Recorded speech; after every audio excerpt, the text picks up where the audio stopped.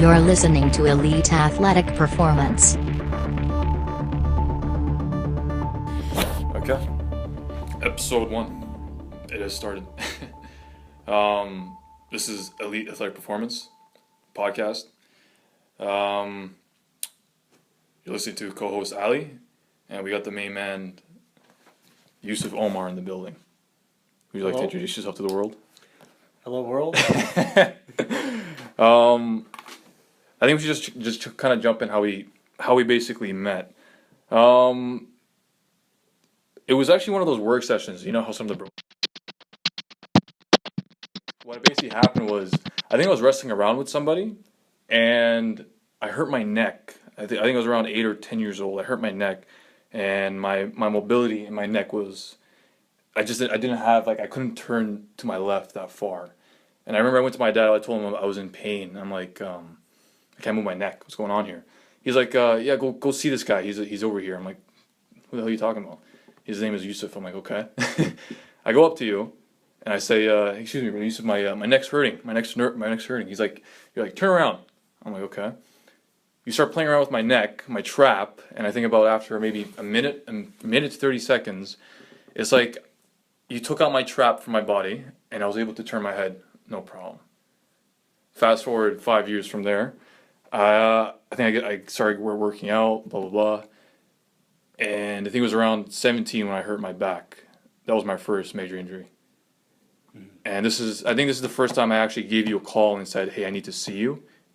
And it was based off of that incident. Because I knew there was like, what the hell did he do? Like that actually fascinated me for a long time. Like I specifically remember that. So I hurt my back. I rounded my back on a deadlift, ego lifting, the Bohemian lifting, the way you like to call it. And so I show up to your parents' place, right? That's right. And I see you walk upstairs. You're like, shake hands and all that. And then we go into the basement. And then I was not expecting to see a fucking laboratory in there. I've seen like the human anatomy chart, a weight room, a massage table, and all this stuff.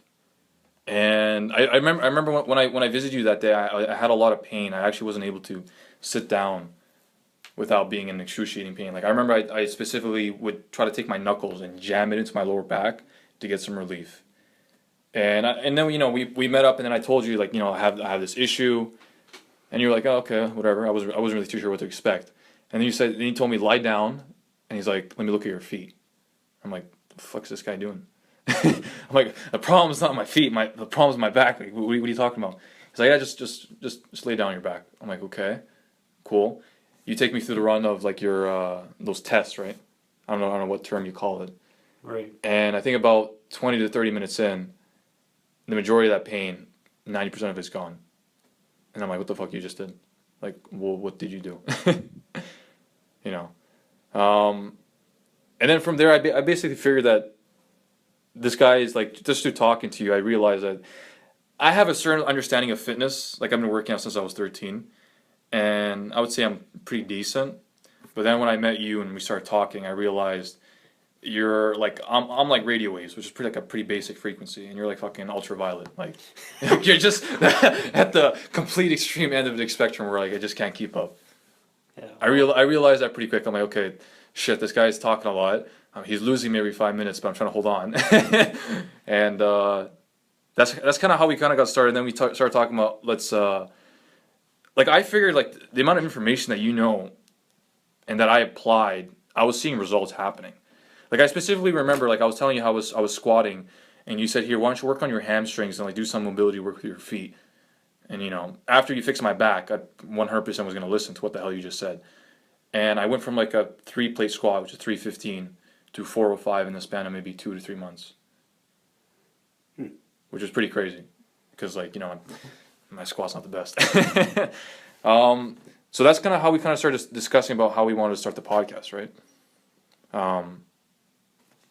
So who is Yusuf Omar? Who is Yusuf Omar? Yeah. I still don't even know. Yeah. I would say, if there's one word that describes me, is curiosity. Mm-hmm. I'm curious. Okay. And through curiosity, I ask questions, I search on the net, I experiment a lot on myself. More so myself than my clients. I've done more things to myself than my clients. Probably a good thing. And so, and I just keep a very open mind. Yeah. I don't close my blinders. I don't put blinders on to any possibility, however remote it is. I just say, okay, you know what? It's a possibility. Let's keep it. It may not apply today, but you know what? Let's see if it applies later on. So we'll keep it on the burner. Let's take this all the way back from like your early childhood. Like, what exactly were like your initial findings in terms of like athletics and like fitness? Like, what exactly got you, aroused? I guess you could say to kind of start jumping into this world. What got me into fitness was I used to be a competitive bike racer. Even before then, like how did you just you look at a bike? I'm like, oh, I like this bike. I want to jump on this bike. I saw the Tour de France one time. How old were you? First time. How old were you? I was like probably 14 or 15. I saw the Tour de France for the first. ABC Sports was put on every Saturday. There would be like a recap of the week that happened, and Jonathan Boyer was the American that they were looking, because he was the first American ever to ride the Tour de France. That was a pretty pivotal moment. He opened the floodgates for other guys, like obviously later on, like Lance Armstrong and whatever. But yeah, so that kind of interested me, and I used to race bikes in my neighborhood. As a kid, okay. And so this is in South Africa, right? No, this is in Canada. This is in Canada, okay. And so I don't know, started getting more interested in it, and then. So it was racing bikes with your friends, and then seeing this on an actual national level or international level, seeing competitive guys doing this. That's right. So I said, you know what, I like that. I would start just keep racing, and then I think you're like, holy shit, there's a future in this.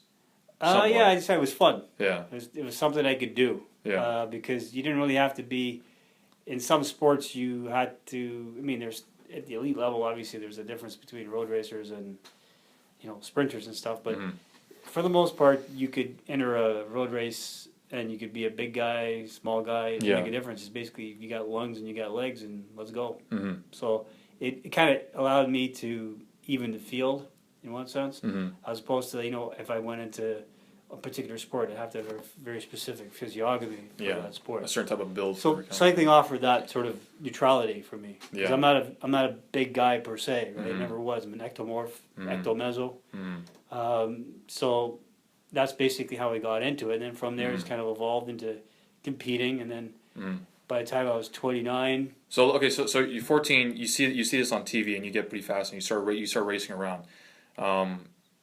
At what point did you actually buy yourself a proper bike, like an actual proper bike? I actually borrowed loaned money from my brother-in-law. And actually, no, my dad bought me my first kind of bike, and I kind of jigged it up to make it look like a racing bike. Yeah.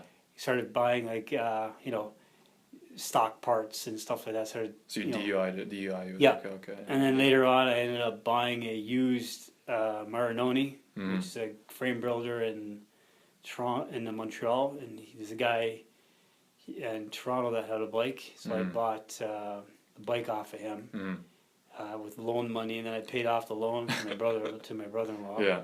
And then from there, raced with that bike, and then got into another bike.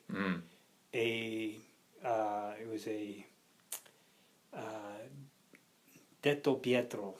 Yeah, so this gentleman by the name of Frank Spagnolo, he had a bike store, and he branded that particular bike, and he convinced me to get that bike, so I got that. And then from there, evolved in other bikes. Eventually, I got sponsors, and ended up getting a. So at this point, at what point did you actually start competing? I was competing since I was 16. 16. Yeah. And did you follow any specific training regimens to get to be able to? I tried to eventually. I just tried to hack around myself, but then. What did you go to a library and just look at some cycling 101? I got at that time. The American cyclist Greg LeMond was very good. He's making headwaves, and he ended up producing a book called Greg LeMond Book of Cycling, the first kind of training book I ever had. Yeah. I went through that book with a fine-tooth comb. So you followed it to a T, basically. I followed that T. Greg was and his coach, Paul Coachley, right? And I was the first guy in Ontario probably to Mhm. use a heart rate monitor for Mhm. training. Mhm. I actually used Mhm. the Seiko model, which is it's not a wireless, it was wired. So Yeah. he had a wristwatch and then had the wire went into a Mhm. sensor and it hooked up your. So I was doing heart rate training before people even Mhm. were doing it. Mhm. What people have to also keep in mind is that while you were doing this, like cycling is notorious for basically doping and such. At the Yeah. time, or still at the time, you basically have done this fully natural, right? Completely natural. Um, with the realization of basically, seeing that people would take drugs to improve their performance, like I'm just trying to figure out at what point did you basically find the saturation point within this kind of endeavor of After yours? I was 29, I figured I'm not going to do this anymore because basically it involves drugs. Okay, and you weren't willing to cross over that No. path. What exactly stopped you from doing that? Like, Long term what effects, it's unknown for a lot of these drugs that people are taking right now. The first generation effects and the second generation effects, they still don't know completely mm-hmm, what the mm-hmm, ramifications are. So mm-hmm. you're basically playing around with your body's chemistry. Yeah, and I think what also we don't realize is that they may look at a cyclist, from the bro perspective, and they'll say, this guy's probably on like a little bit of drugs and stuff like that. But the reality is, these guys are hopped on a lot of stuff. Back when I used to compete, we never talked about drugs. There wasn't drugs was not in the picture. It's Yeah, only like later on yeah, things started coming out, and then basically, now every time you look at an athlete, is yeah. basically you don't look at all the hard work that they probably put in because they Mm, probably did, mm, but you look at what did they take to get there. yeah, yeah. And so that's basically how I got sort of involved in conditioning and stuff because So drugs. so basically from that point, you went from the competitor to basically saying, okay, you know what, I want to do this. I actually don't want to compete. Yeah. Why don't I go into the coaching aspect of things? Is that kind of what basically Yeah. kind of happened? And I was a pretty good competitor. Yeah, I yeah. raced against 3 professional teams one year. I was just racing as an independent, Mhm. and so I had to play off the tactics of the other teams. I was 200 of probably Canada's best riders. Mhm. I placed in the top 15. And what year was this exactly? This is, I think, 96 or no, 96. 95. Mm-hmm. So at that point, I knew I had Mhm. I had something. Mm-hmm. So I felt I'd pursue it a bit more. Got sponsors. Yeah. Won a couple of races. And basically, after a certain point, said, okay, you know what? Tried to make a shot for Atlanta. Didn't Yeah. quite make it. Did qualifying was 104. I needed 109, and I got 109. Mm-hmm. But again, I did that. I probably would have got 104, but because of the previous injuries I had, kind of held me back. Mm-hmm. So and then after that, I sort of said, okay, well, I did my best, and it was getting kind of dirty, the sport. So I said, Yeah. okay. So basically, your window was from 14 to 29. That was your Yeah. window. Yeah. Okay. So from after that, what exactly did you do? Well, at that point, obviously, went to school and did independent study at York University, 2.5 years of basically designed my own courses, got the dean to approve it, and did it all. That course material was then used in 2 textbooks, Mm-hmm. which are translated in 18 languages around the world. Mm-hmm. So, not bad. Mm-hmm. And then from there, realized that, is it possibility to do this stuff, to compete at a high level without any drugs? Mm-hmm.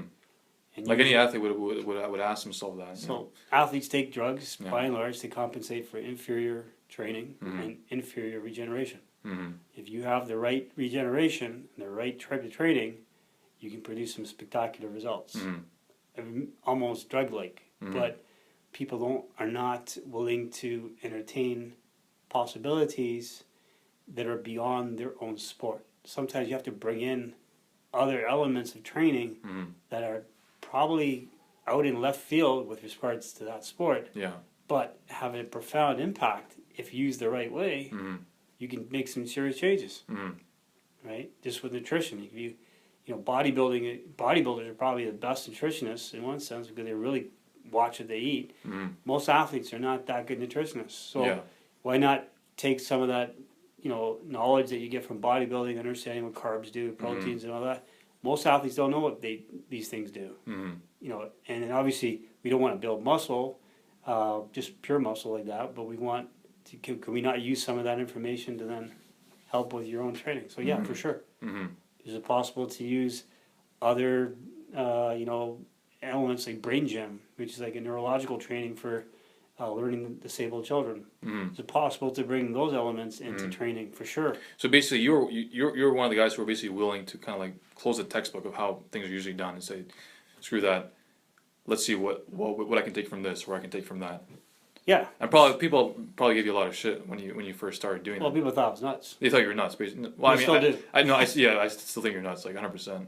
Yeah, they'll still think, well, if I do this, you can tell me if I'm going to do this, Mm-hmm.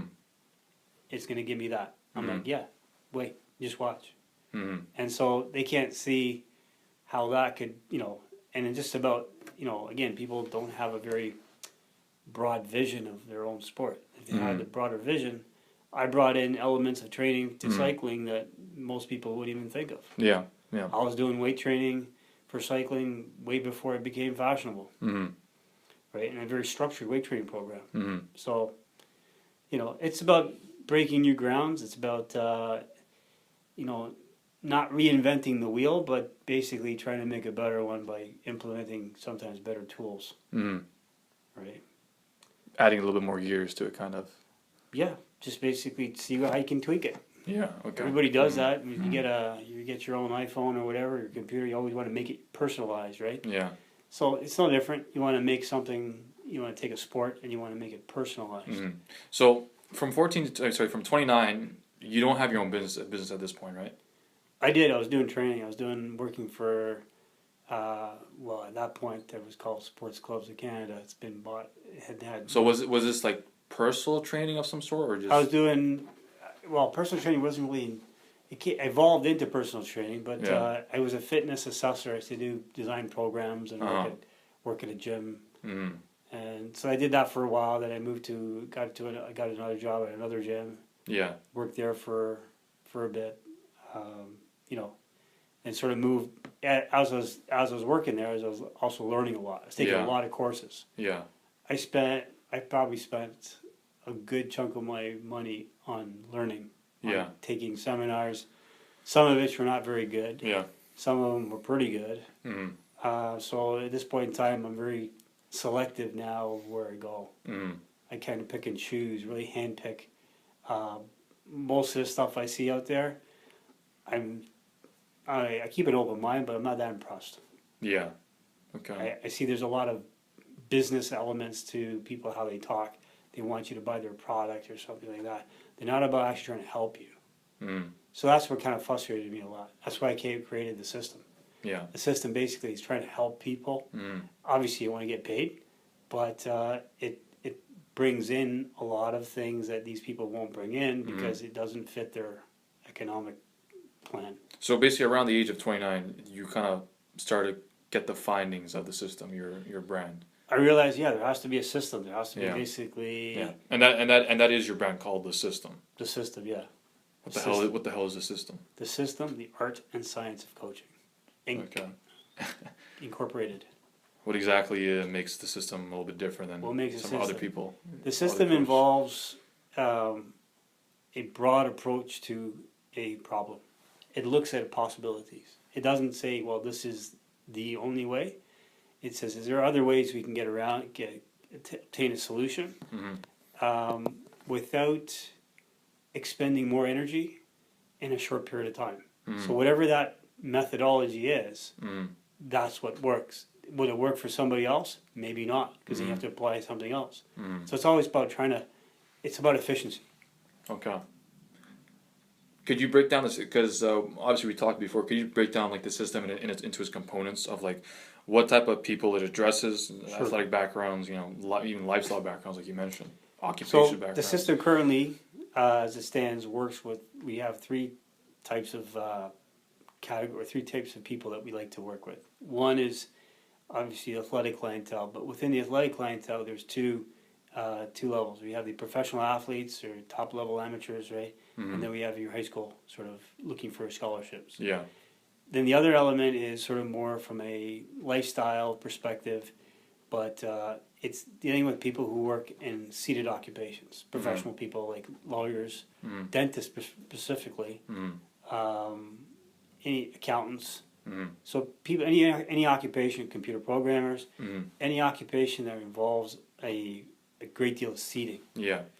And so that element there, that part of the company deals with that. Yeah. So again, we bring in stuff from the athlete aspect. We bring it into the people in the professional side because professions rather, because there's some application. At the same time, we have a lot of athletes now that spend a lot of time in front of a computer, Yeah. texting. Yeah. They're probably, at a very early age, they don't have a lot of informal play times, but very formalized. School, where they have a little bit in school, but then they have, maybe the parents have to pay for them to go play soccer or something like that. Yeah. There's not a lot of. We grew up. We didn't have that. We didn't. We Yeah. just played. You guys were Went moving out. around. You guys were moving around We majority of the day. climbed trees. We did Yeah. it. Yeah. We didn't have to Yeah. have formal settings to play. We Yeah. just found a playground and we played. Mhm. So these kids nowadays are almost like our professionals. They're spending a lot of time seated. Yeah. Yeah. So you get an athlete now. You almost have to, You have to address- you kind of have to basically kind of open them up, I guess you could say, because like if you're in a seated position for so long, your body locks up in certain ways, right? Yeah, and then they go from 0 to go. Yeah. In a very short period of time. So there's and that creates a lot of problems. Yeah. So you almost have to kind of tell them, and a lot of coaches, I would say a majority of coaches do not understand this, that they're working with athletes that go home, spend a lot of time on the computer, don't have the informal activity that we had. We had maybe a little bit of formal instruction, or whatever, but I worked it out on paper one time. I spent about 12 hours a week from the time of age probably 6 all the way up to, let's say, high school, or just playing. Just playing road hockey, Just basically being out there and moving around, rather than running, doing sprints. rather than being sometimes. in a neutral kind of seated position, either on your phone or on your Yeah, computer. we never had computers Yeah. and stuff like that. And and the reality is too, is that the majority of people nowadays is that they're going from one seated position to another seated position. You know how it is, right? You're at home, you're on the TV, or you're on the computer. Few So- hours. You walk maybe for like maybe a minute at most. Yeah. You get into your car. You're in another seated position, and you get to your other location, and then you're in another seated position. So imagine a cyclist nowadays. Yeah. Cyclist nowadays basically goes from a seated position on his bike, then he Yeah. goes to seated position at work, Uh-huh. and then he's wondering why he's got problems. So basically, what you're saying is this sedentary lifestyle has basically added more knots into this kind of thing where Yeah. you have to basically unravel. You have to address that issue first before you can even start working on That's right, performance and stuff and that's like what a that. lot of coaches. And sometimes you get the best performance Yeah. by addressing that area first. Rather than trying to go into the performance aspect first. That's And right. what's interesting is that what I've seen online is that I've not seen people address that. Where, as you mentioned, you work with like top level athletes to sedentary people. You know what I mean? That's the two extremes of the spectrum, right? But there's a lot of overlap. Yeah. Because of their lifestyles, and effort is effort. I mean, running 100 meters, setting a very, under, close to 10 seconds, and, holding down being a CDO or being a dentist with having a busy practice, same pressure. One's more mental, maybe, the other one's more physical, but it still has an effect on the body. Yeah. Okay. So you can't, both will affect the body. If you have two at the same time, well, then you're really screwed. Okay, so you got the system. How did the initial beginnings go? Like, did you just simply start training other athletes that you were affiliated with from cycling, and was it just kind of like that how it started to kind of grow? So I started coaching, volunteer coach to a team. I was asked to go on a team, and then they needed a coach. So I told them, listen, this is my background. I have some coaching from my courses and stuff like that. So I said, well, okay, you can be the coach. So I ended up coaching the team. I started making programs for these kids, and out of the bunch of kids I had, there was only like 2 guys that really sort of took to my program. Out of those 2, one really took to it, and he ended up competing at a very high level. He stopped at a certain point, but he was really good, and he won a lot of races. We had him, to the point where we had him peaking for races. Sometimes he would go into, at that time, you can go to your doctor and get a small test tube of blood. We'd monitor certain metabolites. Yeah.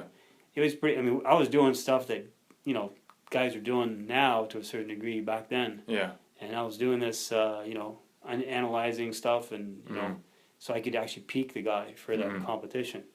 Then I had another guy. He was 14 when I started working with him. Now he's on a semi-pro team.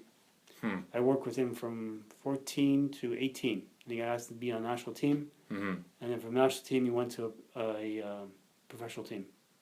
So I still keep in touch with him. But he always tells me, like, what I did for him in the formative years, he thanks me for that because I built a good base for him for that. Well, you created that initial foundation, right? Yeah, upgrade. I didn't go with the current trend, which is basically trying to give him lots of different types of training, whatever that everybody else is doing. I said no. Basically, you provided him, like you always mentioned, like that vision where it's like, I'm not going to give you a training program for a few months or for like a year. Like we're talking like 10 years down the line. I want to see you in this kind of shape or this type of performance. Yeah. The system is basically trying to, as best we can, try to convey a vision to the client. Yeah. And so once they lock on to our vision, then basically they're sold. They'll do what they need to do, and they have the patience then to see it through. If you don't have that vision, what happens is basically our program will work to a certain degree, but it won't work for everybody. We're not for everybody. Yeah. How about that? Yeah. Just like I like to say I pick and choose who I like to work with because in the end I'm only as good as my last client. So far I'm pretty good, right? Knock wood, but. So as a coach, as you're going through this, you landed a pretty big name though. And like as you went from cycling. Yeah, I lucked on to. I was pretty fortunate. These are all it's. A lot of times it's not what you know. Sometimes I would say it's this opportunity. Yeah. And so I was working with a lot of the sprinters at York on the York track team at the time. I was doing a lot of regenerative work. A lot of my research was on regeneration, and so I ended up doing some regenerative work on these athletes. And so at that time, Ben Johnson was coming off his third suspension. Or second suspension, I can't remember. Yeah. So basically, you went from getting out of a sport because you don't want to do the drugs, so basically working with guys who are using drugs. That's right. That's pretty much what happened. So you got on the other side. So I ended up doing the regenerative work for him. Yeah. And through that, I ended up getting a contract to work with the infamous or now defunct dictator of Libya, Muammar Gaddafi. But I didn't work with him. I worked with his son. His son played on the national team for the country. He was a pretty good soccer player. We gotta ask. I think some people probably don't know, at least of today, who Ben Johnson was. Like, could you kind of describe who the hell he was? Ben Johnson was a freak of nature. Ben Johnson was probably, if you put Ben Johnson, if you go to my blog, eliteathleticperformance.com, there's a blog on, I compare Ben Johnson and Usain Bolt. In my opinion, if you put Usain Bolt on the same track that Ben Johnson had with the same spike technology that he had in Seoul, Ben Johnson would beat him. Reason why is Ben Johnson had a higher top end speed. Now, where Usain Bolt might beat him was Usain's probably got a little bit better speed endurance, but it would be a damn close race. It wouldn't be a cakewalk, even though what you see right now, 9.79 versus 9.58. You got to factor in the IAAF after Ben Johnson really tried to erase his legacy by changing the track surfaces to a Mondo track, which is harder. Mondo and rubberized track is like dropping a ping pong ball on cement versus dropping a ping pong ball on pillows. You're gonna get way more bounce on the cement. So factor in spike. That's why the spike technology has changed a lot. Because to accommodate the harder surface on the track, there are more injury rates with the harder surface, but they didn't care because they just want to try to get a faster time. So, but I think it took 13 years for Maurice Green to tie his record, and Maurice had to run through. He had to run right through the line. He didn't ease up. Ben Johnson eased up at 85 meters. He basically came out of his little tunnel and realized that he was out in front, but didn't realize where. Kind of freaked out. Was like, where is everybody else? Yeah. Looked over to his left shoulder, realizing that Carlos is way behind. Yeah. Raises It's like up a his holy right. shit moment kind of thing. Yeah. Yeah, raises up his right hand and basically causes a major deacceleration. Mm-hmm. So he could have came across that line in 9, based on the speed, according to Speed Trap, Charlie Francis's book. He could have come across in 9.72. So But from he- my understanding, Ben Johnson was basically the man of track and field and sprinting Ben, back in the 90s. Yeah, Ben also, what people don't also realize about Ben is that he had to put it in second gear to start. He had his reaction time was faster than the sensors could pick up. So then he would always false start, and they actually tested him Uh-huh. in Germany, and they found out that his reaction time Literally beat their computers. was actually beating the sensors. Yeah. Yeah. So he was actually beyond normal human limits. Yeah. Yeah. So if he was allowed to start with his actual start, Yeah. you know what, that time, factor in the track surface. If you give him the same spikes, change the track surface to a mono track, he would have beat Usain Bolt. I think he would have been capable, and if you allowed him to continue, because his career was cut short because of the suspension, if you were allowed to continue to train, Yeah. and with the same coach, Charlie Francis, and not the two other people that sort of try to make him better. If you were allowed to continue, he probably would have been anywhere between 9.4 and 9.5. He would have. That's the kind of time he could have put out. You know, that's a pretty crazy statement to say that Ben Johnson would be Usain Bolt, right? You may have Oh, yeah. caught People think I'm nuts, but if you look at all these other factors, Yeah. you put it on paper. Usain Bolt doesn't have the reaction time Ben Johnson has. Ben Johnson has the second fastest reaction time recorded in history. The number one guy is John Drummond. That was done in Monaco, and I can't remember what year, but so you factor that in. You factor he had to start the second gear. The first 10 meters, Ben Johnson would have about a meter to half a meter head start on Usain Bolt. Huh. Right. This is huge. That's just huge. Yeah. But you know what? There's still another 30, 70 meters or 80 meters left in the race. Yeah. Anything can happen. But just overall, his confidence level too.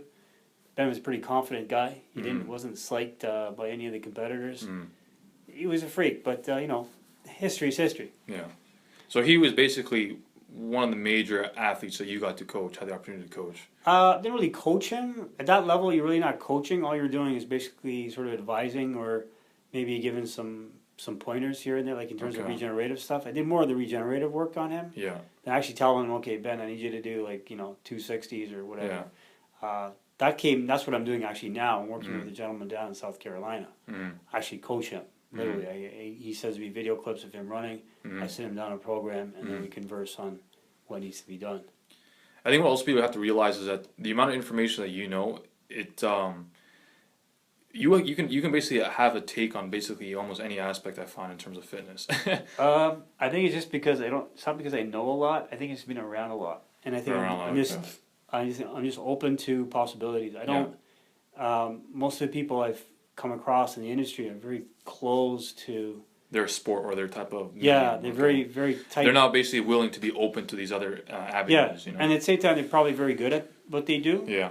But it's not the whole picture. At the same time, you're only going to get, what's going to happen. You get 1,000 people. Out of those 1,000 people, only maybe 25 maybe will fit into your program because it'll fit so nicely. What happens to the remaining people that you didn't work on? So I'm not really concerned about who's working with who. I want to see how many people is the guy couldn't work on. Yeah. That's a real testament of a guy who can really train. Is who can he work on? Yeah.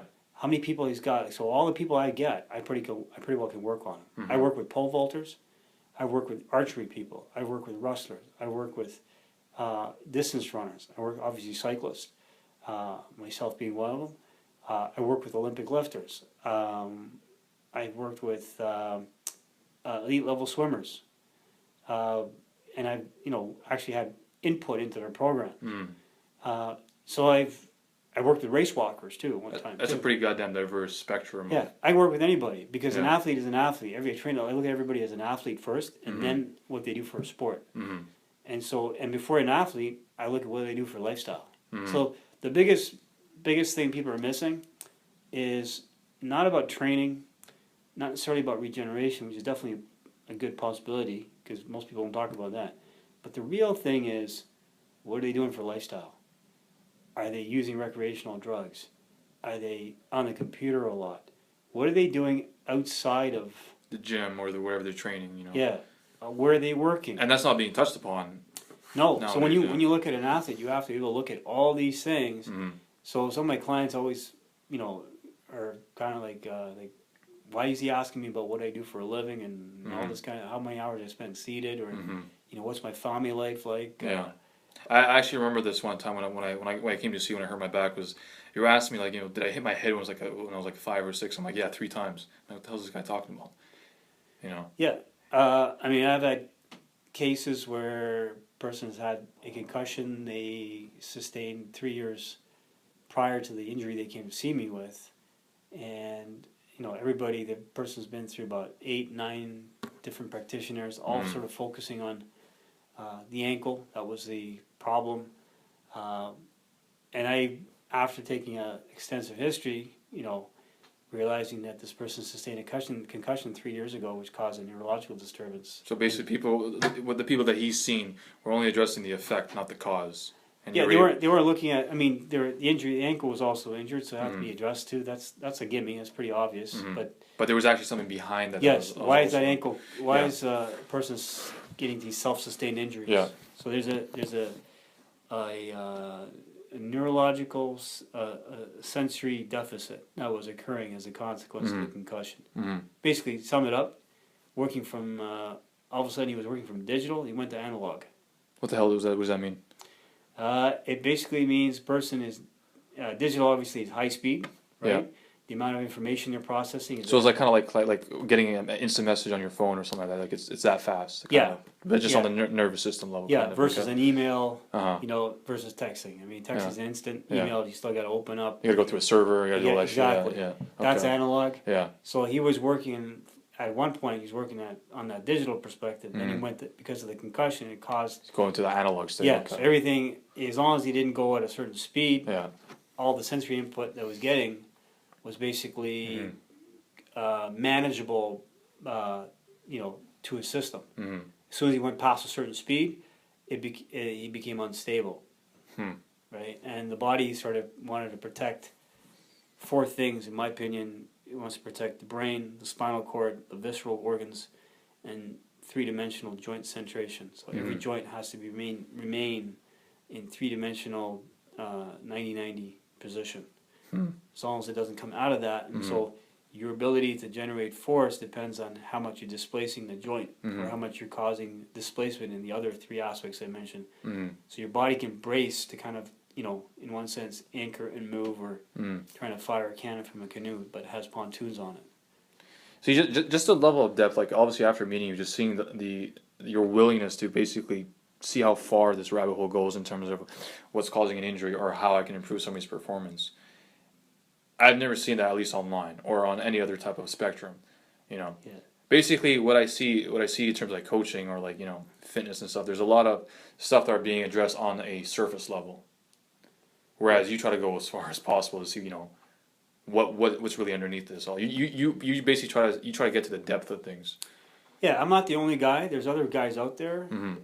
that have sort of similar approaches. Obviously, I may bring in a few things that are different. I mean, I'm not the only one. There's some guys are actually out there right now. One guy is pretty knowledgeable, is Paul Chek. There's there's other people out there. Yeah. I think what I do is I say, okay, I don't discount anybody's information. So I use a lot of Paul Chek stuff sometimes. I don't use all of it. I'll use other people's stuff too. I mean, it's just basically looking at everybody has a particular sort of method that they use, maybe, or using certain tools or whatever, equipment. To achieve a certain type of Yeah, you and know, I'm just goal. looking at it and saying, well, does this apply to my client, Mhm. or because it's something that I can, maybe use or I'll never use, Mhm. or is there a better way of achieving the same results without having to go through all that? So it's always constantly trying to refining them. It's, I like to use the term kaizen. It's a Japanese philosophy of never ending, improvement. It's basically always trying to, Continuous kind of continuous improvement. There's endless progression basically kind of. Yeah, you never know. You'll never know anything. You never Yeah. know everything all the time. Yeah. But I think the biggest thing is being open to elements. And my clients will actually tell me what they need. They just need the coaxing.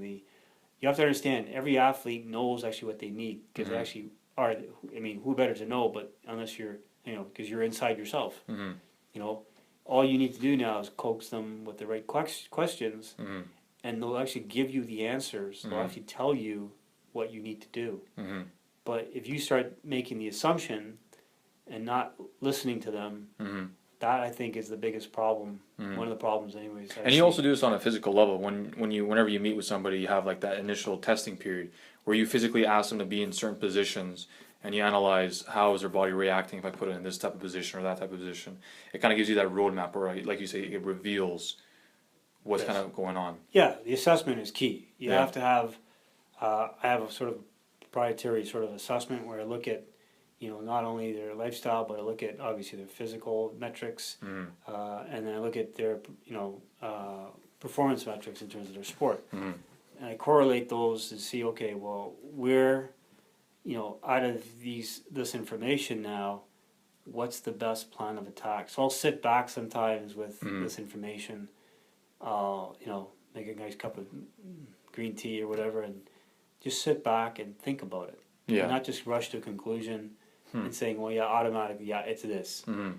Because you really don't know. You don't know for certain until you sort of look at all these things, question the person. Sometimes you have to go back and reassess a few things, Mhm. because maybe you missed a few things, or all of a sudden, as the person is talking to you, I had a case couple of weeks ago, the last week, where a gentleman came in and problems with his shoulder, and asked him in the interview, did he have any sort of car accidents or anything? Mhm. He said no, and then halfway through the consult, he's like, "Oh, did I mention I had a car accident at 15?" Whoa, okay, because you see, all the stuff he was presenting with, Mhm. it kind of led me to saying, well, you know what, this guy must have had He must have had some sort of like Yeah, impact and- of some sort. Yeah. and he said, no, he didn't. I said, okay, Yeah. fine, I'm not gonna, Yeah. not believe him. Yeah. But it's like, But he was thinking on that surface, kind of like like maybe a year to 2 year frame. Whereas you're thinking 10, 15, even more. yeah, and if know. you put him in that position, if you put him in the position that he was in the car accident with, Mhm. the problem that he came in with, most of it was negated. So Hmm. his body literally was stuck in that position, and Yeah. he built around it. Mhm. So when we talk about, maybe in a later podcast, we'll talk about fascia, which is a really big Yeah. topic nowadays, and myofascial release, and there's a lot of stuff that's going around that's, like foam rollers are Yeah. not necessarily myofascial release. Yeah. It's compression of tissue, but it's not necessarily myofascial release. No, we'll definitely be address topics that a lot of people would like to know about, from basic lifting principles to structural issues, stretching, regeneration, all this type of stuff. I think probably my last question would be, what is the ultimate goal for, or was for the system? So I think the ultimate goal, obviously, is to provide, I say thorough results, or probably I would say positive results to any individual, be it athlete, be it general population, Mhm. in the shortest period of time with minimal effort. Mhm. So the more hands off I am, Mhm. the better. So you take more of a less is more kind of approach.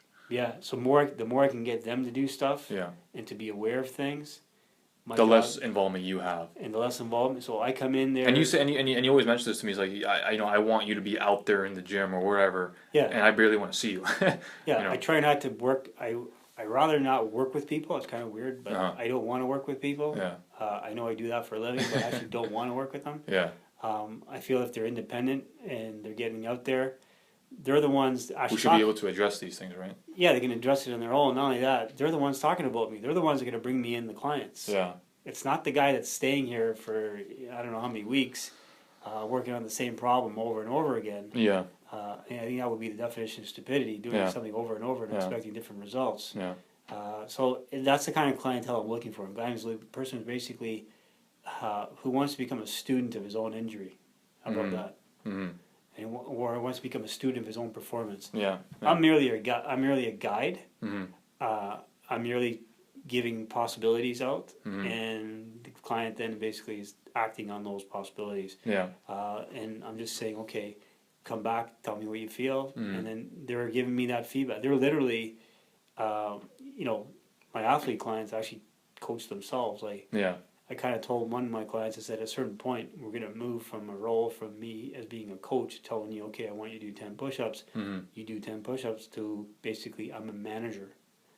So I'm just managing you. I'm not coaching you. Mhm. You are coaching yourself. Mhm. I'm just providing you with a sounding board and maybe a little bit of direction. Mm-hmm. That's the best way to coach. Mhm. That assumes that the athlete now is on your vision. He understands your vision. So now you Yeah. can, Yeah. together, you can come up with some pretty good ideas. Yeah.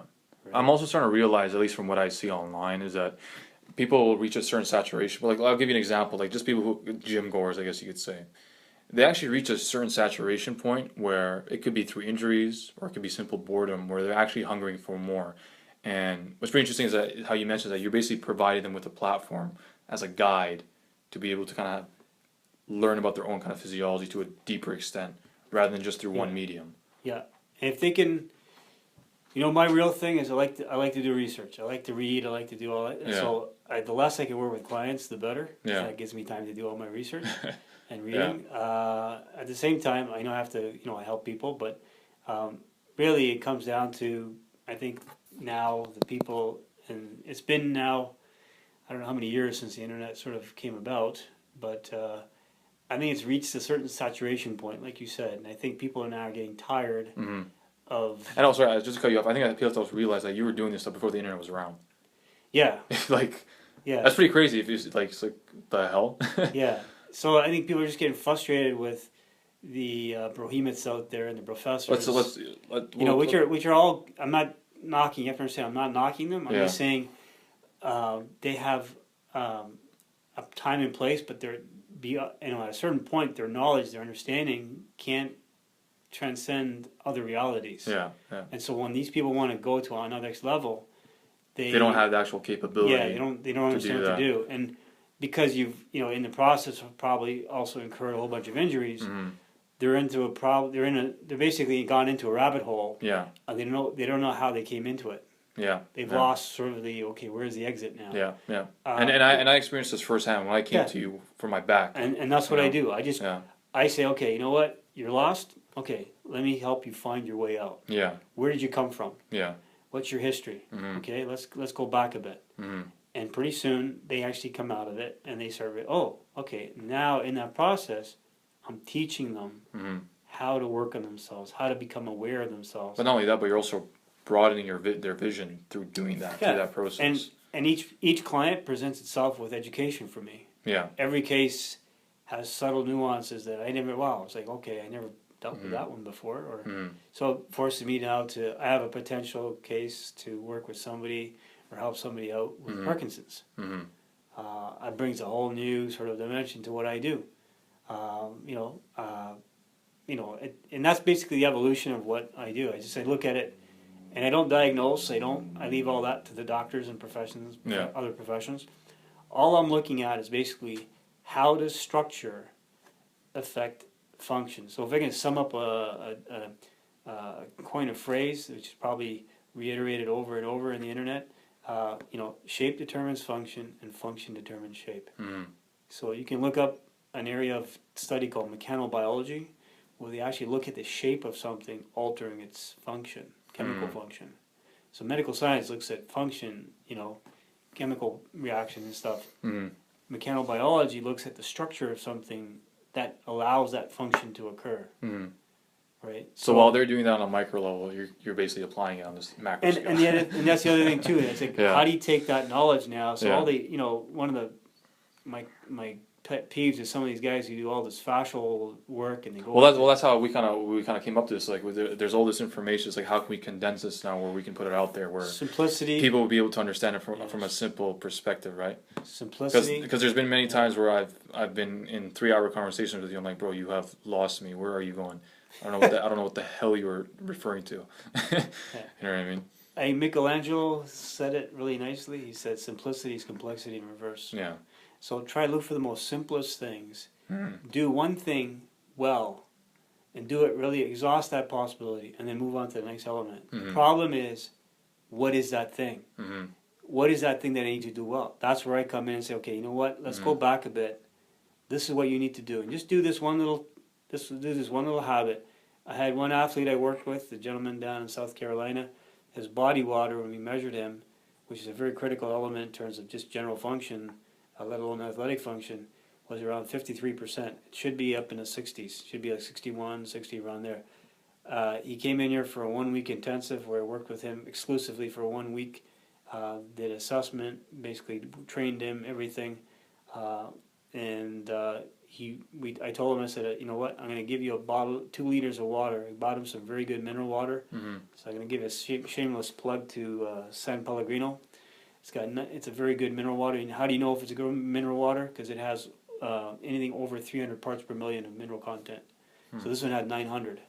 So we would add additional trace minerals to that water sometimes, and we would give him like 2 bottles every day. By the end of the week, we measured his body water.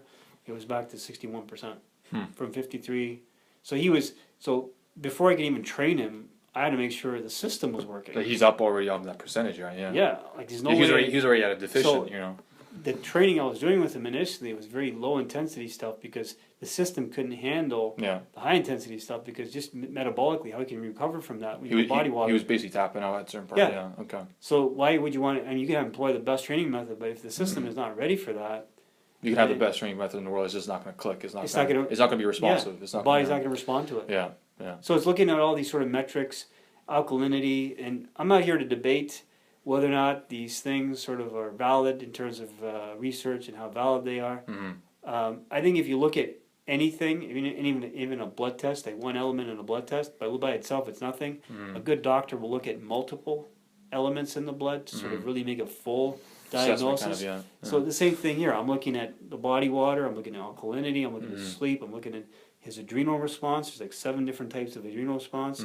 I'm looking at prior history, injury history. I'm looking at his family life. What's his you know what this reminds me of? It reminds me of that scene from the Matrix where you have Morpheus. He looks at Neo. It's like there's a red pill and a blue pill, and then it looks like you're pointing at the red pill a little bit more. It's like just take the goddamn thing. And let's see how far we can go. Yeah, I'm looking at possibilities to see whether or not out of these things, what are things that are sort of standing out. Yeah.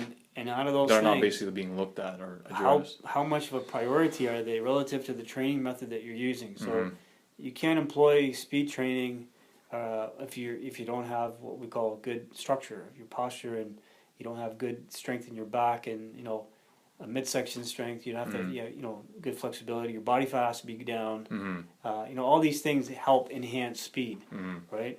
But if you don't have those elements and then you entertain speed, then you're actually going against what your body's not going to get the best response from that. So if you do one sprint and when everything is okay, you get the maximum result from that one sprint. You don't need more than one sometimes. But if the system is compromised, you need multiple reps of that effort to get the results that you want. Yeah. And I know this because the gentleman down from came up from the States. He went from a 10.5 for 5 years. He couldn't bust that. In the 1 week he was here, he went down to 10.3. And then the subsequent weeks after that, about 3-4 weeks after that, he was running between 10 flat and 10.1. And he was not doing much training. In fact, he was doing half the amount of training he was doing before. What he was doing was we got the system operating first, right? Secondly, we got him onto the right type of training to give the right results.